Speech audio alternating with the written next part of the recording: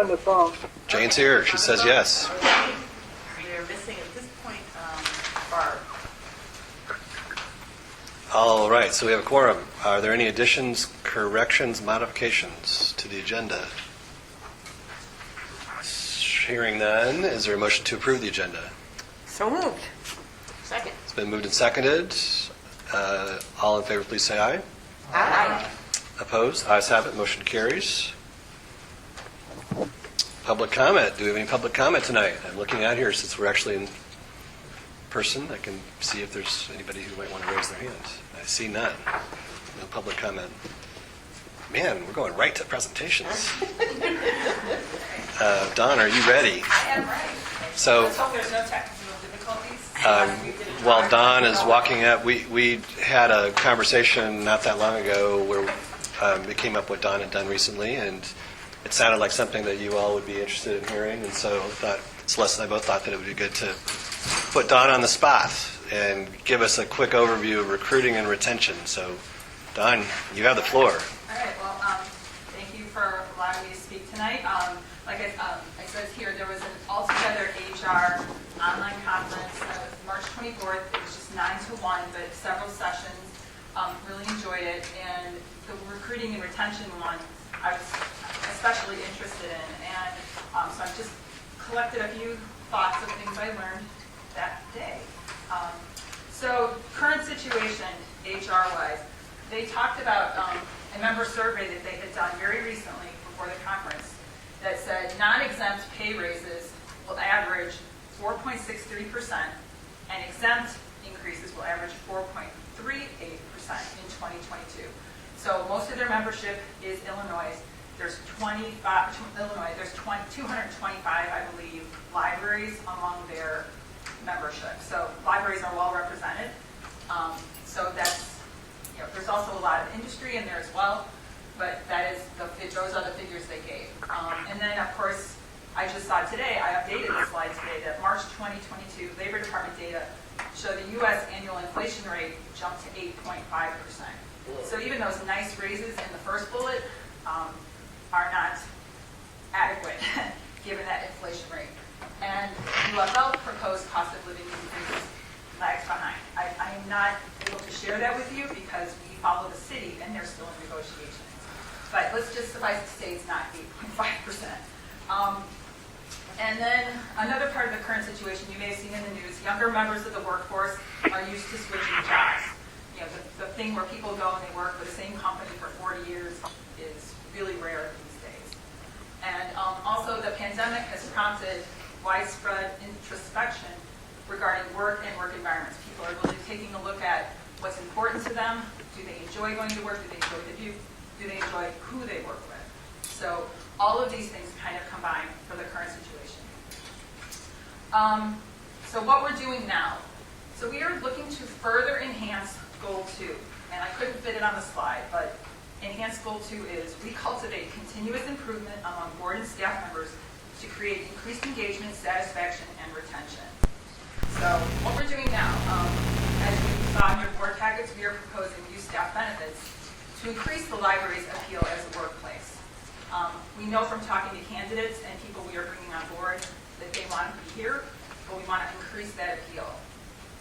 We're also proposing tonight indefinite retention of library paid leave related to COVID-19 to protect staff and patrons. We know the pandemic isn't over yet, and there are multiple employers out there who have decided to suspend COVID leave. They think we're enough past the pandemic, they're not going to offer it anymore, but we would like to propose otherwise. We are going to continue to use pulse surveys to gauge how staff are feeling and adjusting where needed. We started these during the pandemic, usually when we switched models of service. We wait a few weeks and see, check in with staff, how's it going, to get them through that initial crush of change being hard, but then to see where we need to adjust. We want to continue those. And we're also pursuing initiatives to further the library's EDI journey. Just this last week, we had an online webinar, I guess, for LGBTQIA cultural competency. It was given by someone from the Up Center, and very engaged staff. We had 2 sessions, so as many people as possible could attend, and the one I did, the chat was just alive the whole hour, and Becky and Celeste and I talked for about 20 minutes afterwards. So it was really compelling, and we want to continue to do those types of things. We want to continue to support work-life balance for all staff members, and we want to continue hiring great new people to join us in serving the community. We've got a bunch starting, even 3 this week with Gretchen and Rachel. And what we can do next, this is my last slide. So one of the recommendations from the online conference was to survey employees. What benefits do they want and need? So I believe Celeste included a list of all of the different benefits that we currently offer. And that's great, but what are the employees actually looking for, and what are they using and or not using? And they also recommended evaluating your benefits package annually. So by surveying the staff months before the budget proposal, we can look to see where we want to make changes in the future. And we want to continue to provide opportunities for staff to learn and grow. We know that the next round of change is coming up with Amanda going to be leaving us in the coming months, so that, as we always do, we reevaluate the positions and the organizational chart, and so we want to offer staff opportunities. We know there's going to be change coming to CE. How about we offer some opportunities for staff to learn and participate in social media, contribute in a different way, learn some new skills. And we want to expand on the library's EDI initiatives. We've already told the EDI committee that we would love to continue talking about these initiatives and pursue some other types of training for staff and other initiatives as well. And we want to evaluate possible barriers to applicants and remove them wherever possible. So one way we've already done that is that circulation clerks and info assistants used to have a test as part of their application process or the evaluation process. And we had since learned a couple years ago that testing is not considered best practice anymore unless it's directly tied to the job. So we got rid of it. That's one barrier we took away for people who don't test well. And we want to continue to look at those and reevaluate them. And one thing I think Celeste did extremely well during the pandemic was to keep staff apprised. Like weekly emails, hey, here's what's going on, here's what's coming next. And we want to continue to keep staff in the loop about upcoming changes and solicit their input and ideas. So those are some of the takeaways from the session, and I look forward to working with the whole admin and management team to implement. Anybody have questions? Well, first comment that it's, I mean, it's really great to have a survey of these sorts of points to heighten our sensitivity to them. And on the retention point that you made, which I think is generally true across industries, the difficulty in keeping people around. In our case, if you take out the people that leave because they leave the community, a spouse takes it, comes through the university and then leaves. I've always thought that our retention rate was actually quite high. Is that true? It is. It really, the vast majority of people who are moving on is a change in their life circumstance. They've graduated, like you said, a spouse has got their PhD and they're moving on. It's very, very rarely a poor fit or anything like that. Yeah. Well, I think that's reassuring and it shows that this sort of introspection is helpful. We can do that. Are there any other questions or comments from folks for Dawn? What is EDI? I'm sorry. Equity, diversity, and inclusion. Okay, thank you. Sorry. No, I just We throw it around here so much, I'm like, surely everybody knows what this is.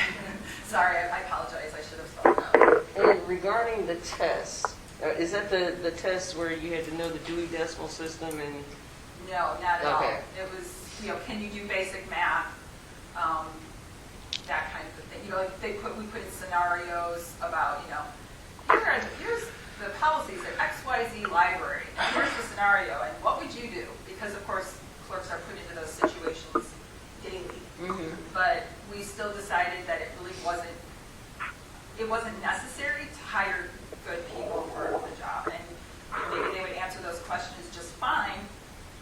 don't test well.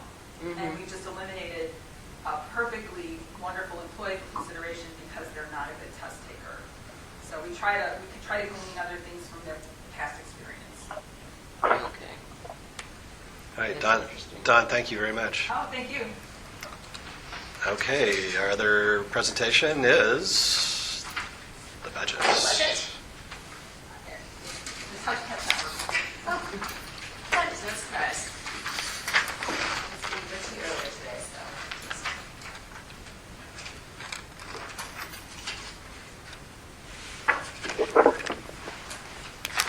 There you go. So you have the budget memo, which is more information. Some of this is the same, but this way we can talk a little bit about more some points. But I have a couple of very specific things that aren't in the memo that I thought might be helpful to go into a little bit of depth about. So I say this every year because it is true. We are here for the people. We are here to serve our community, and that's why we always have a picture of people using the library, because we are here to serve our community. And we use the budget to do that with our time and with our revenue. And looking at the revenue, it is no surprise to anyone here, 84% of our revenue is the tax base. So we are very dependent upon how well our community is doing. The good news is property values are going up, our stable are going up, so we are happy with those circumstances. You'll notice, as I mentioned in the memo, we are still including cafe revenues. We budgeted the cafe to be neutral. We don't know that we will ever open the cafe up again, but we would only open it back up if it were making money or at least flat. But we want to make sure that if we thought it was prudent to open it, it was in the budget so we could proceed. And that's still just a tiny bit. It's about $55,000 compared to the $4.4 million is a small part. The expenses, this is broken down by the different departments. And so the centralized costs are a lot of it, in circulation, and then adult use services, the AYS, as an abbreviation, AYS is adult use services. That's where the materials budget is. Also, a lot of the staff that you see on the service desk are in the adult use services department. So, Rachel, thank you very much for all the time and care and feeding that you give to all of our colleagues and the leadership with making sure our collection looks great. This is the first year that our downloadable budget is over $100,000. So it's super popular with our community, and Rachel keeps on track of the different trends so we can shift the funds within the allocations to make sure we're keeping up with people's desires. And she touches base with people throughout the year, maybe quarterly if I'm remembering, to make sure that we still feel we're on target with how the collection is being used and how the money is being spent in support of that. So there are two standards that we meet, which we talked about before, and we'll talk about here as well. We are supposed to, as a public library, spend between 8 and 12% of our operating budget on materials. And there's two different ways you can calculate that. A very bare bones way is literally just the materials budget, and we are 11%, which is the high end of that range of 8 to 12. The other way that libraries can calculate that as well is all of the things, pieces, parts, staffing time, stamps and stickers that go into having a collection, whether it's paying for flares or paying for the different connectivity, interlibrary loan, all those things are in that 22%. So depending on how one wants to look apples to oranges, we are exceeding or certainly meeting the state standard for materials. And then also looking at staffing, they recommend up to 60%, no more than up to 60% of the budget to be spent on wages, and we're right at 52%. And then including fringe benefits, which they list very specifically what they consider fringe benefits.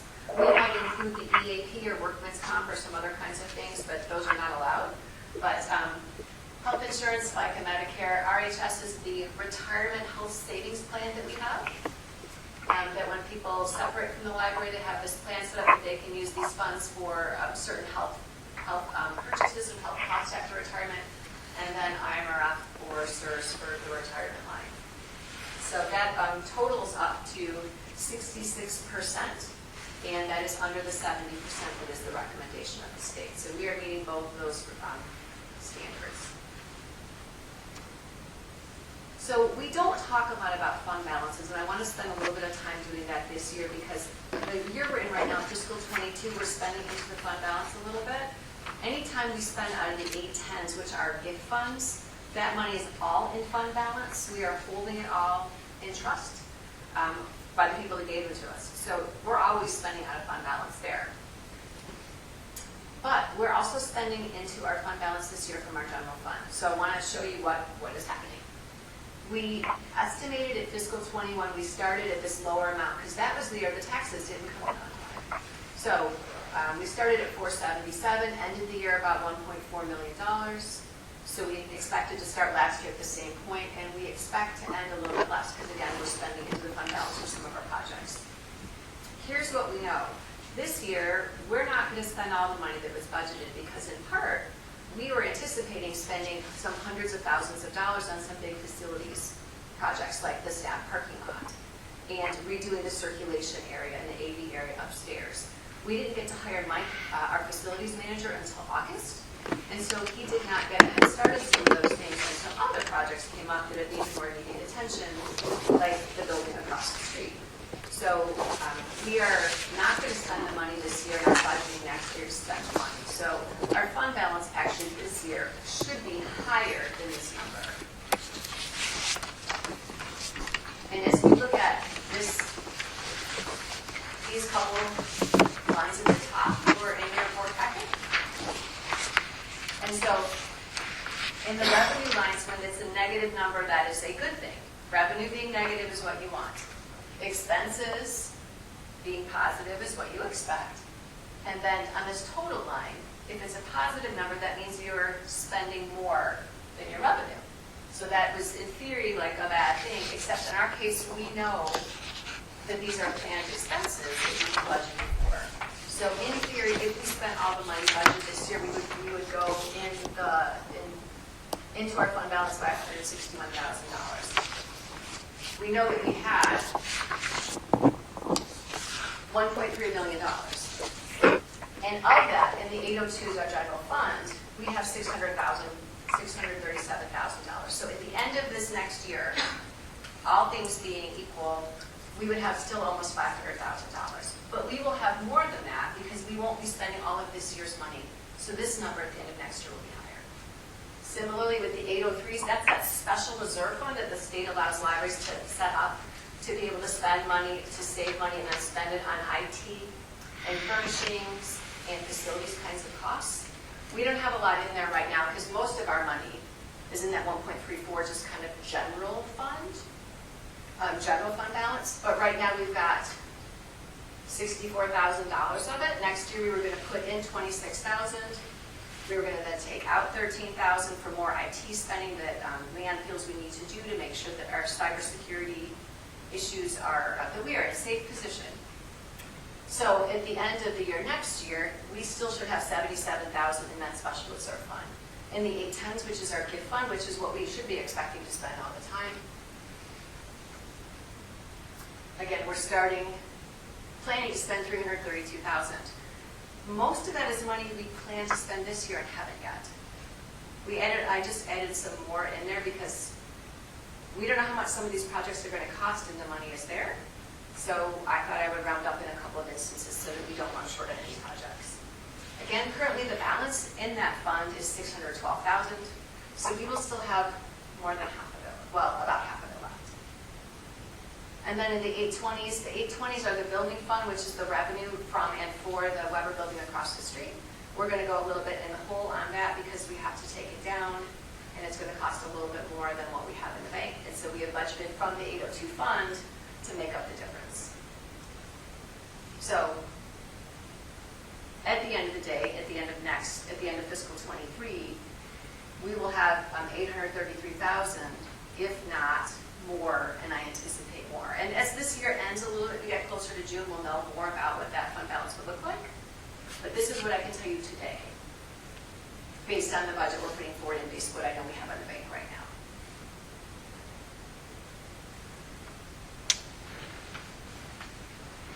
And this is why we feel comfortable, even knowing that in the next couple of years, we're going to need to replace the air handler unit, which we thought was going to be about $250,000, but it looks like we might need to replace the chiller as well. And doing both of them will put us more in the 440 range versus the 220, plus that was a number from 2016. So we will every year continue to save more money. And we don't want to get too close to the bottom there. But we know that if we had a catastrophic failure, we could still afford to pay for it, which is the thing we want to know. So we come to you knowing our financial position and saying we think that we can afford and that it's the right thing to do to go find free. It's a I touched the You did it. trackpad. It's because you're going fine free. We're going to take away the electricity at that place. Let me just put that back up on the screen for full screen. Oh, this is terribly exciting. There we go. So I'm not touching the trackpad ever again. So what we know is it's a $4.4 million budget. The cost, what we're going to receive this year is $16,500, and we expect it to be similar next year if we were to have fines. That is 0.4% of the overall budget. So I'm not saying it's no money. That's money that we could save for the chiller, for the roof, or whatever else. And we still think it is the right decision, and we encourage the board to, next month, vote to go fine free. The number of people that could come back to the library that currently aren't using the library or that don't have cards now because they're afraid of accruing fines is thousands and thousands of people. So we would recommend that we would waive all these overdue fines from the past. I know I will pay my $3.20 before this were to happen, but it's a lot of money. Some of this money we would never see anyway. Some of this money we never do see. A lot of this money is old money. God's shaking your head. Some of this money is years and years old. So because it's the right thing to do to be diverse, equitable, and inclusive in our community, to make sure we remove the barriers, and to make the patron experience just overall more positive with staff, that people don't fear that the clutch of you owe $5 or $20, or some people get upset about an order. Like some people argue about a thing like that, and we just don't want to have that negativity at the library when we don't have to have it. So the other thing that I want to mention is the fines, business fines. Staff benefits. We would like to add a couple of staff benefits. So 2 staff benefits we believe will certainly be covered within the context of this budget, because people do leave, people do come, and there's not always it does not always happen at the same time. So sometimes there's a gap, and when people leave and people come, and we have a little bit of buffer in each department by the end of each year. Looking at how much or how little it would cost, depending on how you want to look at it, to have hourly employees have 1 week of sick leave, we feel very confident that that can be accomplished in the current budget. Also, with having paid parental leave, up to 8 weeks, we think that would be a nice amount of time to offer a new parents depending. We think that's a really important thing to offer. It is becoming more common than it was, still not as common as it used to be, but we think that there would be benefit, and we actually think the risk to the library as far as how much it will cost on a yearly basis is fairly low, because people are not having children or adopting children on a yearly basis. So we feel that it is responsible to offer fine-free and then the 2 staff benefits. The other potential staff benefit that we would like to offer is really dependent upon the city being able to accommodate us in their budget, which is the subsidy for dependent insurance. So at the city, the employees, if they buy dependent insurance, if they subscribe, they get between 70 and 70% of that paid for by the city. And that is a wonderful recruitment tool. It keeps people at the library. But for us, for even half a year, we figure it's $50,000, and for a full year, it's about $100,000. And then when insurance goes up, that goes up every year. So if the city were to raise our allocation in a way that then is continuous, and then we could keep up with it as the time goes by, that would be a great benefit, because it's $1,000, $1,600 a month, depending on which tier you're getting, spouse and child. There's a number, but it is hard for staff who start here and look at the insurance costs for their family, and it can be staggering, especially if you look at 8.5% increase in the cost of living. Anyways, there is a cost of living for staff, but it is not 8.5%, it is not 4.5%, and insurance goes up 7, 15, whatever percentages a year. They've done very well. The city's done very well, negotiated hard, but it's a lot of money. So my recommendation to you is to wait and see if the city is able to accommodate that amount said, even at 50% coverage by the city/library, that would make it enough for them to be able to afford the insurance, as opposed to going to the marketplace and getting their insurance there, which is still fine insurance, but our insurance is good insurance. And we want to make sure that people are covered here if they want to be. So that is I do not recommend that the library, without making some other very difficult decisions, that is not a benefit the library can afford to pay for, I believe. But if the city were to shift the money our way by raising our levy or having some other type of subsidy to us, then we could afford to offer it that way. So you've got the packet, you've got this printed. Do you have any questions for me right now about the budget? When the city does its insurance Mhm. thing, is the library included as employees of the city? We are in the pool with the city, yes. We are on the same plan. Okay. And it's just listed in Urbana. I was just wondering, okay. So we help with the numbers as far as having like a good number of people in the pool to hopefully bring the overall number down. Okay. I'm not sure what we do for their insurance rating or experience. Okay. You mentioned that the chiller might have to, didn't we sort of get a new one? That was the West Take chiller. This is the East chiller. Chiller. We've got two new sets because of the expansion. Well, it's possible that when, if both the chiller and the air handler have to be replaced, it might be a better way to do it than just plugging in separate units. Yeah, we would, now that we have a feeling for what things might be like, we can go ahead and see what our other options are. What does geothermal look like for us? Or just even the sort of by recession, the thing that half the year, the way the dehumidifying is working, you then burn gas to make up for the extra cooling, even though the dehumidifier is throwing more heat out. So if you have a separate chiller, that's kind of hard to avoid, but if you're getting a unified unit, maybe that's easier.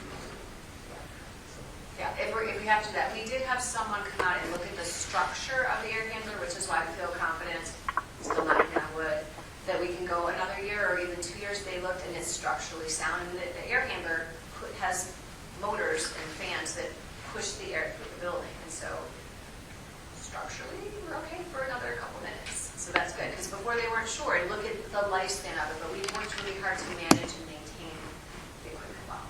So it's lasting longer than expected lifespan. So we'll keep, this gives us another minute to explore the kinds of things you're talking about. Yeah, basically something where, they're integrated so that when you need more heat, you just use the heat that you're throwing out.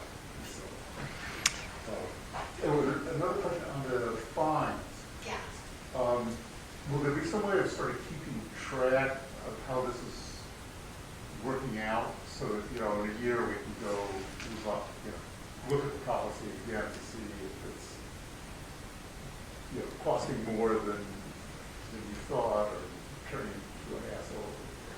We're going to look at a couple of different, there are different metrics that libraries that have done this before look at. So how many card holders did you have? How many card holders do you have now? Are you seeing an increase in use? Are people bringing their books back more often? There are a number of different things that people use to measure success in the community. So we will be looking at those as well. Is that the kind of thing you're? Yeah, just want to, whenever you're changing policy, it's always sort of a guess what the effects will be. You want somebody to keep track of. And some people have seen donations go up depending on their library, that some people will say, well, that's so kind of you to do this thing, here's $20. So I don't expect it to make up $16,500, but it will create goodwill in different ways. Sharice? That's what I was going to bring up, wondering, because I know it's old money that's owed, but $65,000 is not like penny candy. So that was going to be something that I was going to bring up, is that if we cut the fines, I know that the library, one of the libraries that I went to in Culver City, had a nice little plexiglass box that said, we're still here, please contribute or donate. And of course also they sold the canvas reusable bags that had Culver City Library on them, which I still have. and and used, and stuff like that. So, you know, I didn't know if it would be in poor taste for us to actually have a little donation box there. But, you know, it's like, you're not getting fined anymore. How about a tenner, you know? You know, or something. I don't know that you would say it like that. But, you know, something catchy, you know. You know, we've dealt with your five-finger lifting now. Then, you know, maybe you need to give us a $5 back. Or, no. But it is one of the, I feel that in some way, because that is a lot of, you know, it is a pretty good amount of money that I'm hoping that in some way we can make that back.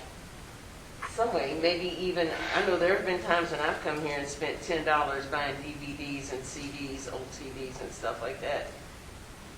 You know, will we up the book sales thing or something? Because that would be, that's a lot to just let go. That's, I guess that's my... I'm assuming that we don't go to collection on these overdue fines, and the way that we try to collect is when people come and want to check out another book, they see that they've got a fine that's outstanding, and I'm assuming we don't let them check out a book without that. Is that true?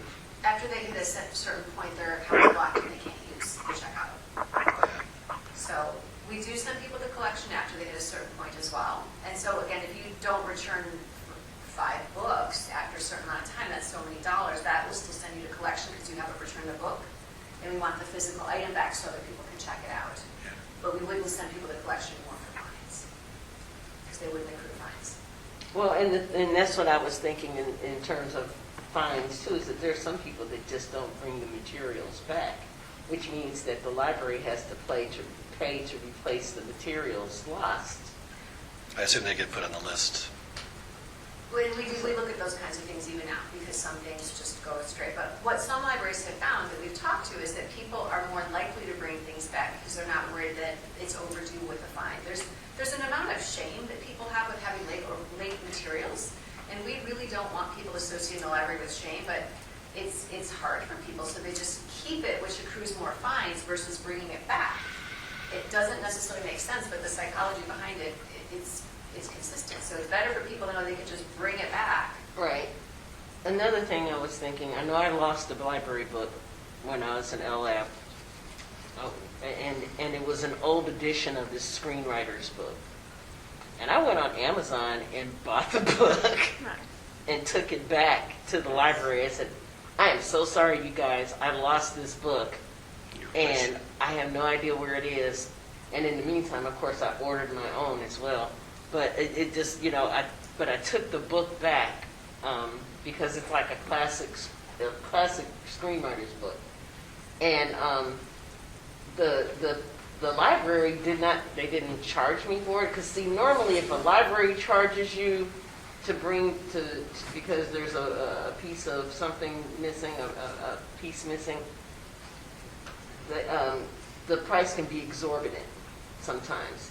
You know, what you spent for it, 15 years ago, like old Charlene Harris paperback or something cost, $5 and something.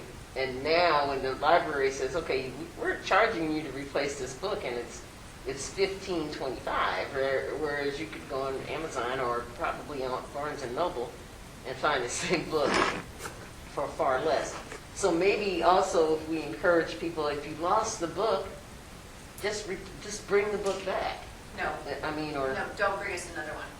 don't bring us a new one. It's hard to get the same one, to put it in the computer the same way. Is it the paperback versus the hardcover? Better to let us choose as a And library. sometimes we might have had 30 copies of a Danielle Steele, for example, or Stephen King or whatever, and so you bought the one you didn't return, but we actually don't need anymore. Because we've got another 20 on the shelf. And that's the thing that sometimes happens. So it's better for us to have the ability to take the funds for the book that you didn't bring back. I've done this. Man, I was at U of M in library school, and what did I lose but a children's book? that I didn't even like. I didn't like this children's book. And it was the price of the book plus the price of the fines. Like, I know it is no fun to lose a book. But Yeah. that letting the library staff choose if we want to replace it or not gives us the ability to serve the rest of the community well. Okay, so then. So that's the way our policy is set up right now. Okay, so then maybe then what happens is with some of these folks with the fines, then we let them know they won't be punished for not bringing the book back because guess what? We got 25 other copies and we're not going to fine you for it. So these are fines for overuse. These are not lost. Mhm. This is literally someone brought it back, Okay. likely, but they didn't pay. Mm-hmm. But yeah, we got the items back Okay. for in the vast majority of these. These are not the overdue, the lost charges. Okay. This is I years just and years thought and years' after, work. after a certain amount of time, it would just be labeled lost. They are. It Like, happens. so in any case, we can talk more later if you want. Okay. Are there any other questions or comments about that particular program or proposal? Yeah, Gloria. Just a quick comment that I think budgets can be really exciting because they really allow organizations to fulfill their mission in new ways and are really beautiful moral documents and guides for what we are in the community. And so I love this fine proposal, and I'm also really excited about the staff benefits piece, even with just what Dawn was saying with regard to recruitment and retention. And it's really important that we're not only investing, for example, with loan forgiveness in the community that we're trying to serve, but also investing in the people that make the work possible and make the service possible. So just the two of them together are really exciting. Any other comments or questions? I think that the fine proposal is, well, the whole budget is great, but focusing on that for the moment, I think that's a great idea. I think it's going to be very successful. And I think we should market the heck out of it.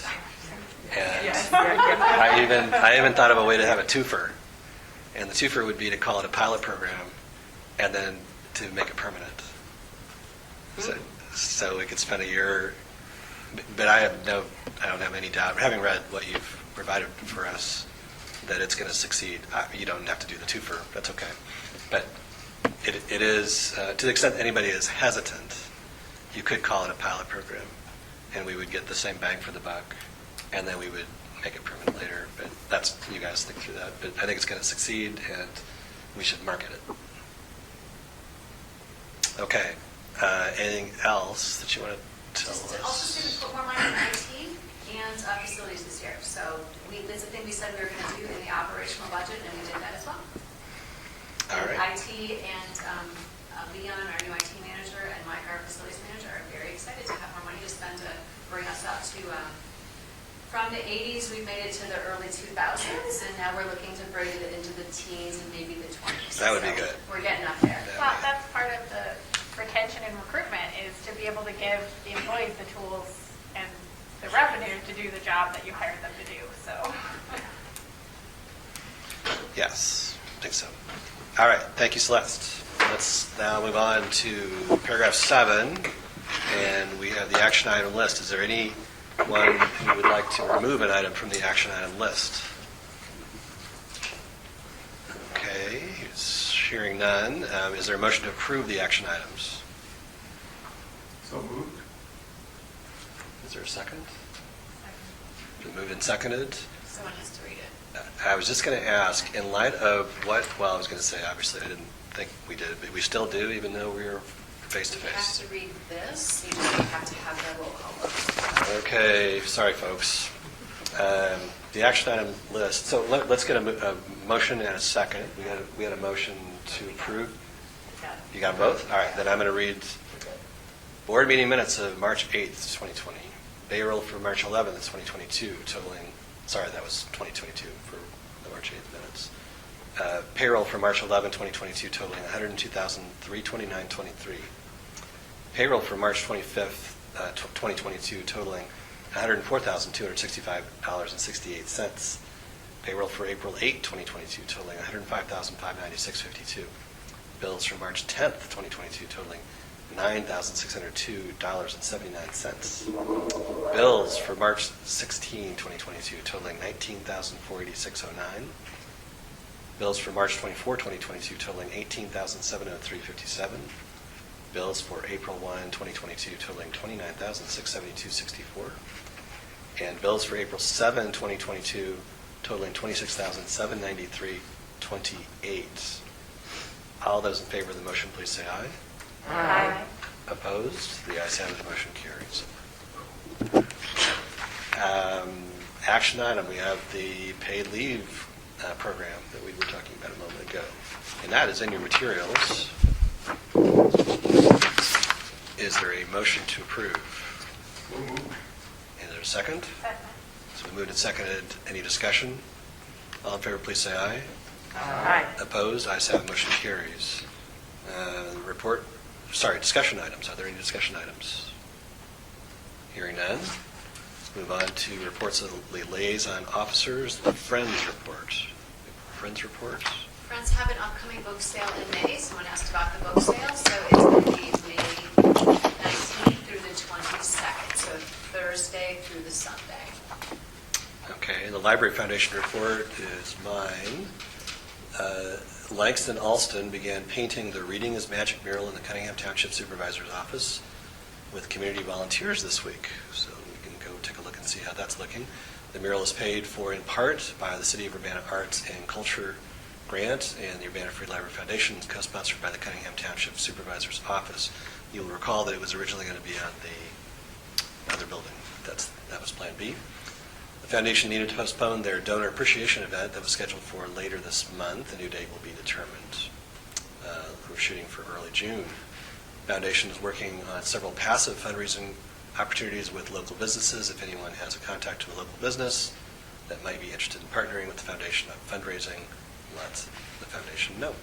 The foundation is seeking 3 new members to start in July. So pass along the names of folks that you think might be interested. That would be the foundation. And Illinois Heartland. We had the Reaching Forward South Conference, which is for library staff, not necessarily just librarians. Some of the conferences really focused on librarians. This is broader. And it was at the I Hotel, and Amanda and I both spoke. There were about 140 registrants, and it was their first in-person ILA event for a conference in 2 years. Everyone was showed their Mesmerized? things. Oh. Was that? Mesmerized by your speeches. Indeed, they were. They better have been. It was a good day. Good. Okay. Administrative report. Anything else to? Yeah. Just a quick touching of the base to let you know, we take good care of our facilities, and we noticed that there was a little bit of mold in the basement of the Tupper building. So we had it all evaluated, checked for asbestos, did all the things. The air quality is better indoors than it is outdoors. So what we're doing is putting an RFP out in the next week or so for mold remediation. There's nothing on the first floor, which is where the collections are, where the staff are. So we've been very careful about those things. But just to let you know, if you see the RFP go up, or when you do, there's nothing to be concerned. Nothing serious. Yes. Good. I would be surprised if there wasn't something down there. It's moist in the basement. Board and committee reports. Okay. Board President's report. I have an announcement to make. Some of you know this. I'm going to be retiring from the board after the fiscal year. I've decided that after 4 years and a year and a half as your president, that it's the right time for me to say farewell. Not going very far, but I have a lot of other things that I'm dealing with in a lot of other volunteer situations, and so this is the time for me to do this. So I'll have a chance to speak more to that, but I wanted to give you all a heads up that I'll have a couple of more meetings after this. Hopefully they'll be in person. That's the goal. But I'll get to talk more about that later, how special this experience has been for me. Okay, moving on. Unfinished business. Do we have any unfinished business, staff? You guys are all ready to go. Is there any new business? Okay. Is there a motion to adjourn? So moved. Second. Not all at once. Okay, all in favor, please say aye. Aye. Opposed, the ayes have it. We are adjourned. Thank you all.